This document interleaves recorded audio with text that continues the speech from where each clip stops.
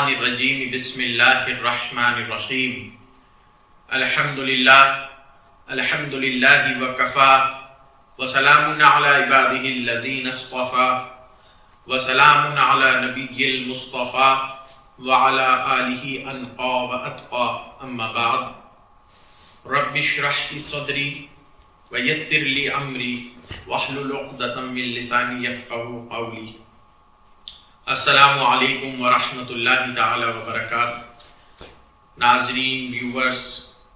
میں صاحبزادہ سید کامران چشتی فرزند اکبر جناب سید سرور چشتی قدی نشین خادم آستانہ عالیہ حضرت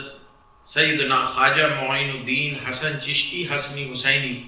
ثم الاجمیری رضی اللہ تعالی عنہ وارضاہ کی بارگاہ سے آپ سب کے سامنے پیش خدمت ہوں۔ سب سے پہلے تو صدہا مبارکباد اور صدہا لائق تعظیم اور توقیر جناب مہدی کاظمی صاحب، اولیاء council of north America new York کے جو سربراہ ہیں، انہوں نے ہمارے والد قبلہ بزرگوار جناب سید سرور چشتی کی سرپرستی اور رہبری میں یہ بڑا بیڑا اٹھایا ہے کہ اولیاء کاملین، بزرگان دین، اہل اللہ، صوفیہ صافیہ کی طریقت اور معرفت اور آپ کی رشد و ہدایت اور راہ طریقت اور تعلیمات اور آپ کی شخصیات صوفیہ کرام کی، اس کے حوالے سے وہاں پر ایک پورے چرچ کو مسجد میں خانقاہ میں منتقل کیا ہے، اس کو بڑے خطیر رقم میں خرید کر اس کو خانقاہ اور مسجد میں منتقل کیا ہے، بس اسی کام کے لیے کہ صوفیہ صافیہ اہل اللہ کی تعلیمات اور ان کے جو راہ سلوک ہے اور شخصیات ہیں ان کو بر صغیر کی عوام، بالخصوص بر صغیر کی عوام، بالعموم بر صغیر کی عوام اور بالخصوص جو امریکہ میں اور ویسٹرن ورلڈ میں لوگ رہ رہے ہیں، ان کی تربیت کے لیے اور ان تک تعلیم اور آشنائی کے لیے یہ پلیٹ فارم ڈیولپ کیا ہے۔ انشاءاللہ العزیز اس کی پہلی قسط، اس کا پہلا حصہ آج سے شروع ہونے جا رہا ہے۔ مجھے جو ذمہ داری دی گئی ہے، انشاءاللہ اللہ تعالی ہماری اس میں نصرت عطا فرمائے کہ ہم جو یہ چاہتے ہیں کہ صوفیہ صافیہ اللہ کا جو مشن ہے اور ان کی جو تعلیمات ہے، جو در حقیقت سچا اور صحیح طرز کا اسلام ہے، وہ مسلمان امت تک اور غیر مسلمان حضرات تک بھی ہم صحیح انداز میں پہنچا سکیں۔ اس کی پہلی نشست آج بطور انٹروڈکشن، یہ انٹروڈکٹری فیز ہے اس کو سیریز 1 میں شمار کر لیں، ابھی قسط اول ہے۔ انشاءاللہ تعالی آئندہ آنے والی قسط اسی سے قائم رہیں گی اور اسی سے جڑی رہیں گی، اور وہ بھی انشاءاللہ تعالی کافی ساری نشستوں میں ہم آپ لوگوں کے سامنے پیش کریں گے۔ اب ان سیریز کو انشاءاللہ تعالی اس انداز میں ہم لیں گے کہ ہر ممکن سوال کا جواب ہم آپ کو ایڈریس کر سکیں اور سامعین کو یعنی سننے والوں کو زہد و تقوی، اصلاح باطن اور تعلیم و تربیت نفس کا بھی سامان ہو سکے، یعنی صوفیہ کی تعلیمات اور ان کے جو لٹریچر ہے اور ان کی جو تعلیمات کا بڑا حصہ ہے بر صغیر میں، وہ بھی آپ تک پہنچ سکے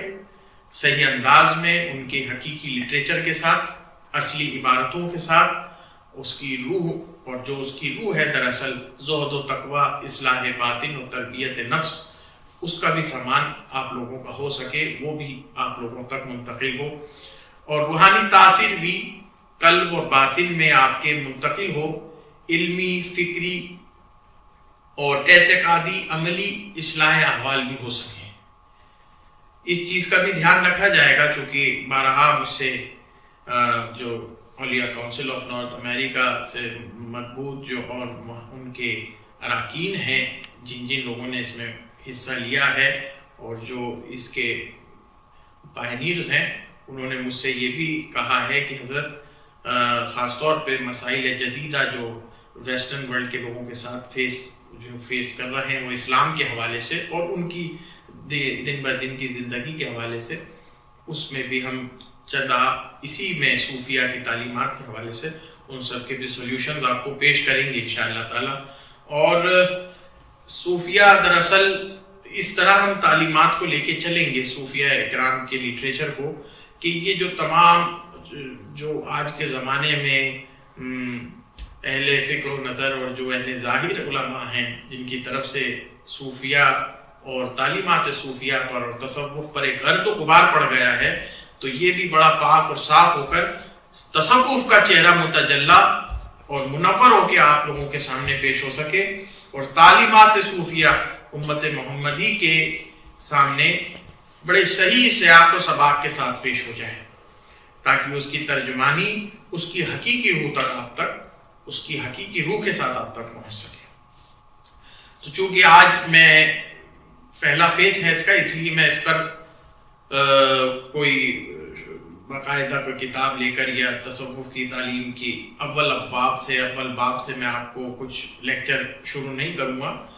چند جو پوائنٹس ہیں جن کو میں ترتیب دے کر تحریر کر کے لایا ہوں، جو ہمارے اس پورے پروگرام میں، اس پوری سیریز میں، ان بیانات کے سلسلے میں جسے ہم مد نظر رکھیں گے، وہ پوائنٹس میں آپ لوگوں کو نوٹ کرا دیتا ہوں۔ میں نے بڑے کوشاں ہو کر اور بڑے جد و جہد کے ساتھ یہ پوائنٹس یہ دیکھا کہ سیاق و سباق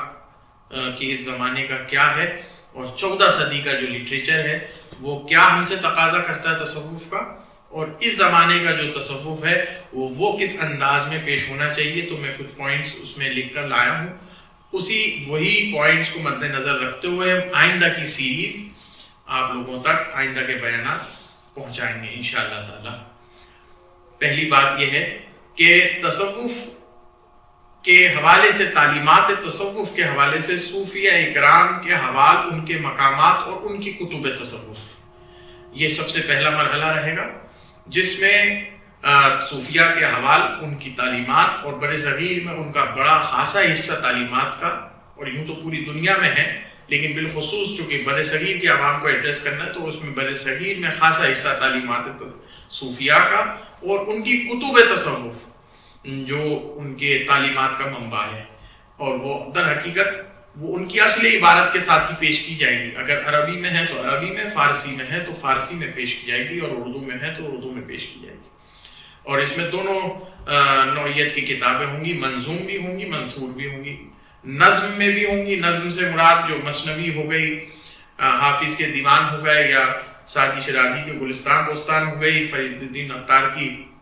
منطق الطیر ہو گئی، اور وغیرہ وغیرہ بے شمار کتابیں ہیں،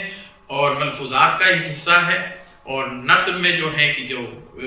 کتب صوفیہ میں روایات تصوف جو ہیں، تصوف کی ابتدا کیا ہے، تصوف کے معنی اور اس کے رمز و رموز کیا ہیں، وہ سب چیزیں جو تحریر میں لکھی ہوئی ہیں، روایاتوں میں لکھی ہیں، 1400 صدی کا جو ایک بڑا دفتر ہے وہ آپ لوگوں کے سامنے پیش کیا جائے گا۔ دوسرا یہ کہ شکوک و شبہات اہل علم و فکر، یعنی بالخصوص علماء ظاہر، جو ظاہر بھی ہیں، ان کے جانب سے اٹھے جانے والے جو اعتراضات ہیں اس زمانے میں بھی اور گزشتہ زمانے میں بھی، جو علماء ظاہر کے حوالے سے اعتراضات تصوف پر اٹھے ہیں، ان کی کتب کو لے کر یا ان کی شخصیات کو لے کر یا ان کے معاملات کو لے کر، جو بھی کچھ ہے اس زمانے میں بھی گزشتہ زمانوں میں بھی، ان شکوک و شبہات کا بھی بڑے احسن انداز میں ازالہ کیا جائے گا۔ تیسرا یہ کہ صوفیہ اکرام کا جو کنٹریبیوشن مسلمانوں کی سوسائٹی میں عروج و زوال کے وقت میں رہا ہے، ہر ادوار میں مسلمانوں میں عروج و زوال کے جو معاملات پائے گئے ہیں، اس کے اندر صوفیہ صافیہ اللہ کا علمی، عملی، اخلاقی، روحانی، فکری، اعتقادی جو ان کا تعاون رہا ہے سوسائٹی کو، امت مسلمہ کو، اس کو بھی ہم آپ لوگوں کو ایڈریس کریں گے اور بڑے تفصیل کے ساتھ اس پر گفتگو کریں گے۔ چوتھا یہ کہ مرور زمانہ، یعنی زمانے گزرنے کی بنیاد پر جو زوال تصوف پر آیا ہے، جو تصوف پر زوال آیا ہے، اہل طریقت پر زوال آیا ہے، خانقاہوں پر زوال آیا ہے، گدی نشینوں پر،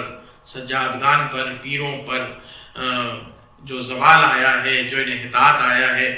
وہ غفلتیں ہیں، کوتاہیاں ہیں، تغیرات ہیں اور انحرافات ہیں جو واقع ہوئے ہیں، اس کے اسباب کیا ہیں، اس کے علل کیا ہے، اس کی وجوہات کیا ہیں، وہ سب آپ لوگوں کو پیش کی جائیں گی، اور اصل حقیقی چہرہ تصوف کا کیا ہے وہ بھی آپ کے سامنے بے نقاب کیا جائے گا انشاءاللہ العزیز۔ لفظ تصوف پر تحقیق تصوف کی حقیقت، سلوک اور طریقت صوفیہ کے حوالے اور اسلامی تاریخ میں، یعنی لفظ تصوف پر اپنے آپ میں ایک صوفیہ کے درمیان ایک بڑی یہ سمجھیے کہ علماء کے درمیان بھی اور صوفیہ کے کتب میں بھی لفظ تصوف پر بڑی تحقیق رہی ہے، بڑی امہات الکتب میں اس کے اوپر کافی، چاہے رسالہ کشیریہ لے لیں آپ یا کتاب اللمعہ لے لیں، یہ سب کتابوں کے اندر پڑھا، اس سے لفظ تصوف پر تفصیل سے بحث کی گئی ہے۔ ہمیں انشاءاللہ العزیز تصوف کا لفظ کیسے اسلام میں اور اہل اسلام کے اندر رائج ہوا، اس پر بھی تحقیق کریں گے۔ سلوک و طریقت اور صوفیہ کی جو یہ احوال ہیں، جو اصطلاحات ہیں، ان کو بھی آپ لوگوں کے سامنے پیش کریں گے صوفیہ کے کتب سے کہ اس کا مطلب کیا ہے، اس کے معنی کیا ہیں۔ اور ایک چیز جو بڑی خاص ہے آج کی تاریخ میں کہ اسلامی تاریخ میں کیا تصوف کوئی بدعت یا متنازع یا مختلف فی مسئلہ رہا ہے، اس پر بھی بڑا ہم تفصیل سے اس پر گفتگو کریں گے کہ کیا آخر تصوف کوئی متنازع، کوئی مختلفی، کوئی جو ہے اللہ نیکی دے کہ کسی قسم کا اسلام کے اندر کوئی یہ بدعت ہے جسے بعد کے لوگوں نے ایجاد کیا، اس پر بڑی تحقیق سے ہم اور تفصیل سے گفتگو کریں گے۔ ہاں، چھٹا پوائنٹ کہ ائمہ دین اکابرین جن کو 1400 سال میں، چاہے وہ علم تفسیر کے امام ہوں یا علم حدیث کے امام ہوں، علم فقہ کے امام ہوں یا علم کلام کے، علم تاریخ کے یا علم عقیدہ کے، 1400 سال کے اندر جو اسلامی لٹریچر کے اصل اصول، جو اسلامی لٹریچر ہے اس کے جو پائنیر، جو اس کے اتھارٹی رہی ہیں، جو اس کے اکابرین رہے ہیں تمام علوم کے، علوم اسلامیہ میں، تو ان کے کتاب میں جو ہم تک نسلاً بعد نسلیں یہ کتابیں پہنچی ہیں، کیا صوفیہ کا کسی نے مطلقاً انکار کیا ہے؟ یا صوفیہ کے جو اعمال ہیں اور صوفیہ کے جو رسوم و رسومات ہیں، کیا ان پر مطلقاً کسی نے کوئی فتویٰ دیا ہے کہ مطلقاً اس کا انکار ہی کر دیا ہے کہ صوفیہ کوئی چیز نہیں ہے، تصوف کوئی چیز نہیں ہے؟ اصلاً اس کا کوئی رد کیا ہے کہ بھئی صوفیہ کی تعلیمات اور صوفیہ کے احوال کا اصلاً اور مطلقاً کسی اکابرین اور ائمہ دین، جن میں ائمہ تفسیر بھی ہیں، ائمہ حدیث، ائمہ کلام، ائمہ عقیدہ، ائمہ تاریخ، ائمہ فلسفہ، بے شمار علوم اسلامیہ کے جو ائمہ انہوں نے کیا مطلقاً تصوف کا اور اہل طریقت کا اور ان کی تعلیمات کا انکار کیا ہے؟ اس پر بھی ہم تفصیلی گفتگو کریں گے، چونکہ یہ آج کے دور میں ایک باضابطہ خود میں ایک یہ سمجھ لیجئے موضوع ہے جو تفصیل طلب ہے۔ ساتواں یہ کہ صوفیہ اکرام کے علم و عمل کا منبع اور سرچشمہ کیا تھا، یعنی علم و عمل جہاں سے آپ نے صوفیہ نے علم لیا اور عمل حاصل کیا، اس کا استنباط اور استخراج اور اس کا اصل کہاں سے ہے، اس کا منبع علم کیا ہے، اس کا منبع اور سرچشمہ کیا ہے۔ صوفیہ اکرام کے عقائد ان کے علم و عمل کا منبع اور سرچشمہ ان کی امہات کتب سے آپ لوگوں کے سامنے پیش کریں گے، صحیح شکل میں اور صحیح روایاتوں کے ساتھ۔ آٹھواں یہ کہ صوفیہ کی جو اصطلاحات ہیں،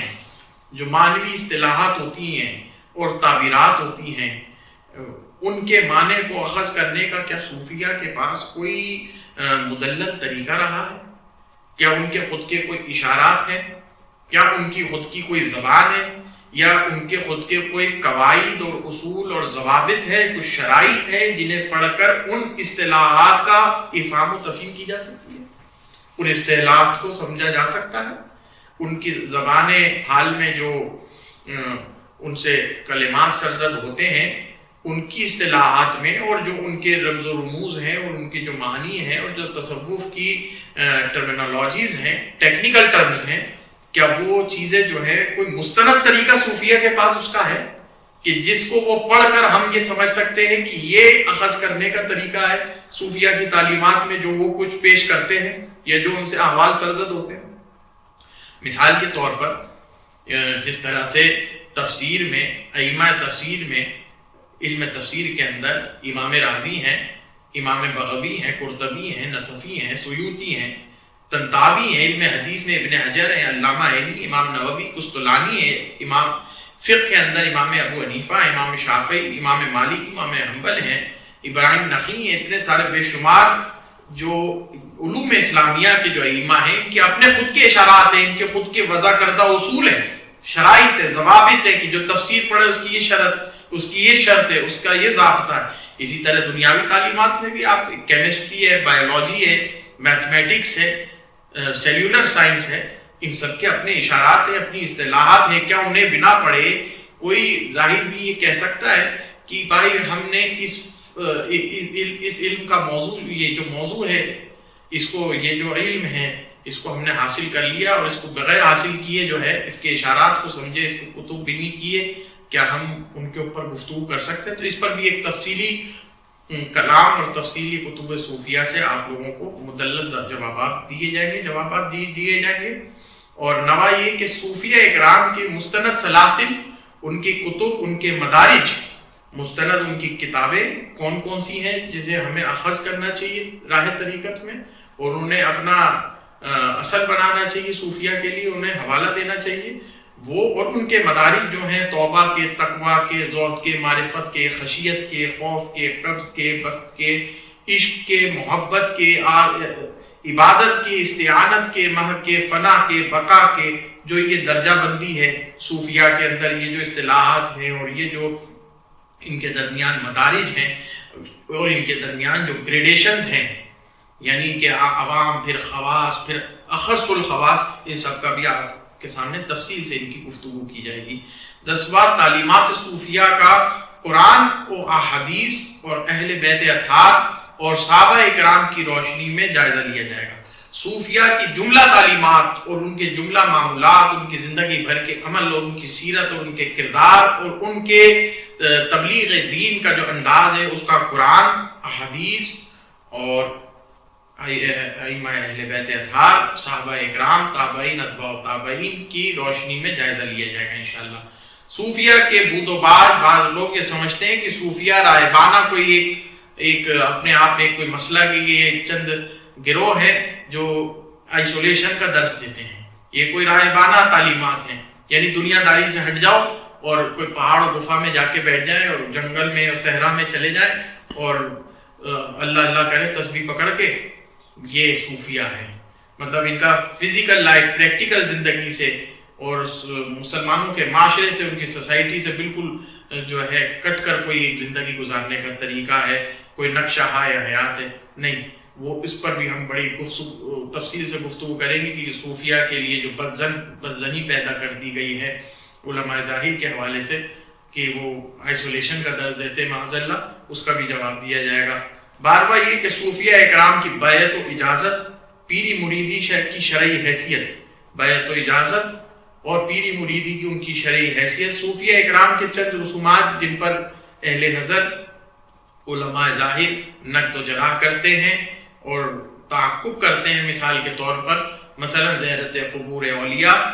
اور ان کی بارگاہوں میں مراقبہ اور ان کی بارگاہوں سے استعانت، استغاثہ اور سجدہ تعظیمی، طواف تعظیمی، سماع اور موسیقی وغیرہ جیسے جو رسومات صوفیہ ہیں جو ان کے درمیان بڑے عام اور بڑے ہر زمانے میں اس چلن میں رہے ہیں کہ یہ صوفیہ کی تعلیمات کا خاص حصہ بنے ہیں، تو ان پر بھی بڑی تفصیل سے گفتگو کی جائے گی۔ قرآن، حدیث، ائمہ اور ائمہ اہل بیت، صحابہ اکرام، تابعین، اتباع تابعین اور ائمہ صوفیہ کے حوالے سے انشاءاللہ۔ 13واں پوائنٹ صوفیہ ہے کہ کرامت، کرامات، کشف و استغراق اور خواری کے عادات، ان کی حقیقت، تصور شیخ اور کرامات اور ان کا مقام کیا ہے صوفیہ کے درمیان، یعنی کشف اور استغراق اور کرامات اور خواری کے عادات اور تصور شیخ، ان سب کا مقام صوفیہ کے نزدیک کس قدر بلند ہے اور کیا ہے، اس کے بارے میں بھی تفصیل سے گفتگو کی جائے گی۔ 14واں پوائنٹ صوفیہ کی کتب میں الہام اور القاء کی بات کافی زیادہ ہوتی ہے۔ الہام اور القاء کے حوالے سے کافی ساری روایاتیں آتی ہیں، کافی صوفیہ کے اوپر الہام و القاء ہوا ہے۔ مگر وہ ہوتا یہ ہے کہ تنگ نظر لوگ یہ ظلم کر بیٹھتے ہیں کہ وہ یہ کہتے ہیں معاذ اللہ تعالیٰ کہ کہیں صوفیہ نے الہام کو وحی تو نہیں قرار دے دیا ہے، وہ ختم نبوت کے باب پر آنچ تو نہیں آ گئی ہے، معاذ اللہ تعالیٰ یہ ایک بدظنی پیدا کی گئی ہے صوفیہ کی طرف سے۔ تو صوفیہ کے اس الہام اور القاء اور کشف، اس کے بھی بارے میں تفصیل سے گفتگو کی جائے گی انشاءاللہ العزیز، اور بیان کیا جائے گا کہ الہام، القاء اور وحی میں بڑا زمین و آسمان کا فرق ہے، اور اس میں شریعت کا کیا حکم ہے اور صوفیہ کا خود کا کیا چلن رہا ہے وہ بیان کیا جائے گا۔ 15 پوائنٹ صوفیہ کا عقیدہ توحید، عقیدہ رسالت اور معرفت توحید، وحدت الوجود، وحدت الشہود وغیرہ جیسے اہم پوائنٹس جو ہیں، بڑے جامع پوائنٹس ہیں اور بڑے ضروری اس زمانے کے لحاظ سے اور صوفیہ کی تعلیمات کے اصل حصہ ہیں، وہ آپ کو بیان کیا جائے گا۔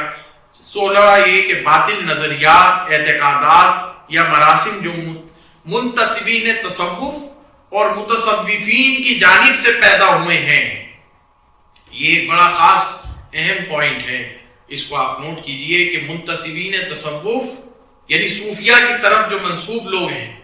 اصلی صوفیہ کی طرف جو جعلی صوفی بن کر بیٹھے، منتسبین تصوف اور متصوفین جو لباس تو صوفیہ کا رکھتے ہیں مگر ان کے اندر نہ کوئی کردار، نہ سیرت اور نہ کوئی فہم صوفیہ کا ہے، نہ تعلیمات صوفیہ کی ہیں، اور نہ وہ صوفیہ صافیہ سے کوئی ربط رکھتے ہیں، بس دنیاوی غرض کے خاطر صوفی بنے ہیں۔ تو کیا ایسے باطل نظریات اور اعتقادات اور مراسم جو ان کی طرف سے خانقاہوں میں اور درگاہوں میں اور صوفیہ کی تعلیمات میں ملا دیے گئے ہیں، تو کیا ان کے حوالے سے صوفیہ کا خود کا حکم کیا ہے، یہ آپ لوگوں کو پہنچایا جائے گا۔ آخری پوائنٹ، اکابرین تصوف، ائمہ تصوف، اساطین صوفیہ، اراکین تصوف، جو اتھارٹی ہیں سلوک و طریقت، معرفت و حقیقت کی راہ میں، جو اللہ والے ہیں سچے، ان کی زندگی کے معمولات، ان کی تعلیمات اور ان کے اسماء کیا ہیں اور ان کے کردار کیا ہیں اور ان کے بر صغیر میں ان کا کیا رول ماڈل رہا ہے تبلیغ اسلام کے حوالے سے، نشر اسلام کے حوالے سے، اصلاح امت کے حوالے سے۔ اور ظاہر سی بات ہے کہ اللہ والے ہیں تو اللہ سے انسان کا اور مسلمان کا ربط پیدا کرنے میں کس قدر یہ لوگ مضبوط رہے ہیں، ان کے اسماء کے ساتھ آپ کے سامنے گفتگو کی جائے گی انشاءاللہ۔ آپ اس سے محظوظ ہوں گے، اس سے آپ کو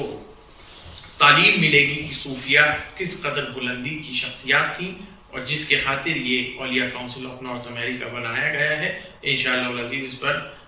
سیر برسیر گفتگو کی جائے گی انشاءاللہ العزیز۔ آمین یا رب العالمین، وما علینا الا البلاغ، ان الحمد للہ رب العالمین، والسلام علیکم ورحمۃ اللہ تعالی وبرکاتہ۔